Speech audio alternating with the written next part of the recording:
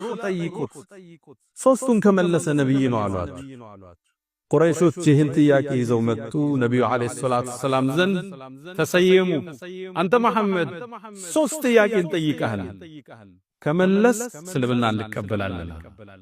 ነብዩ በጣም ደስ አላቸው ሶስቱን ጥያቄ አቀረቡላቸው ነብዩ አለይሂ ሰላቱ ሰላም አሚኑን አላ ወህይ ያልተነገራቸውን አያወሩ ጥያቄው ሲቀርብላቸው ነገ ኑልይ ጅብሪል መልስ ሲያመጣ ሰጣችኋለሁ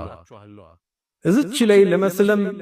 እንዲሰርቡ ስለጓጉ ኢንሻአላህ ሚል ቃል አልተጠቀም አላህ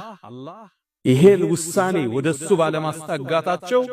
እኛንም እሳቸውንም ማስተማር ፈለገ ለአንድ ወር ሙሉ መልስ ዘጋላ ጅብሪል ይመጣል ስለ ሶስቱ ጥያቄ ግን መልስ አይሰጥም ቁረይሾች በጠዋት ይመጣሉ ነገ ብለህን ነበር መልሶ ይታል ቆይ ገና መልስ አልመጣልኝ ቀናት ተቆጠሩ መሐመድ ውሸታም ነው ይያሉ ማስተጋባት ጀመሩ ከወር በኋላ ጅብሪል መልስ ይዞ መጣ ጅብሪል አላህ ወረድ ካላሉ አይወርድ አንዳንዴ ሲቀርባቸው ነብዩ ይናፍቁት ነበር አንዴ ሲመጣ ጠየቁት ያ ጅብሪል ለምን ነው ቶልቶሎ ማትጎበኘን አሉት አንድ መልስ ሰጣቸው ወማ ነተነዘሉ ኢላ ቢአምሪ ረቢክ የዓለማቱ ጌታ ካላዘዘን እንኳን ወርድም ያ መሐመድ አለ ለአንድ ወር መልስ ከወር በኋላ መልስ መጣ ታሪኩን አላህ ቁርአን ላይ ሊጀመረው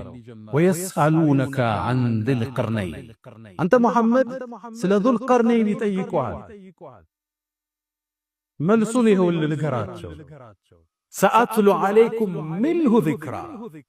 ذل قرنين ምድርን 500 ዓመት ነው የተጓዘ 500 ዓመት كما يقول ابن عباس رضي الله عنهما ስለ ذل قرنين ይጠይቁሃል ከሱ ትንሽ ነግራችኋለሁ በላቸው منه ذكرى قبس منه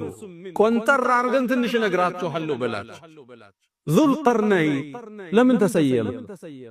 يقول تعالى الله ان ياله ويسالونك عن ذي القرنين سل ذو القرنين يطيقوها بلهم بلاچو كسو كتاريكو تنشن استوساچوحلو بلاچو ذو القرنين ይህን ስም ትሰሙታላችሁ ምን ማለት ذو صاحب እንደ ማለት ነው የሁለቱ ቀንዶች ባለቤት ምን ማለት ነው ቀርን የሚለው ቃል በአረብኛ ብዙ ትርጉም አለ ክፍለ ዘመን ማለትም ይሆናል እንሰሶች ላይ የምናየው ቀንድም ማለትም ይሆናል የአንድ ነገር ሁለት ጫፉ ቀርን ይባላል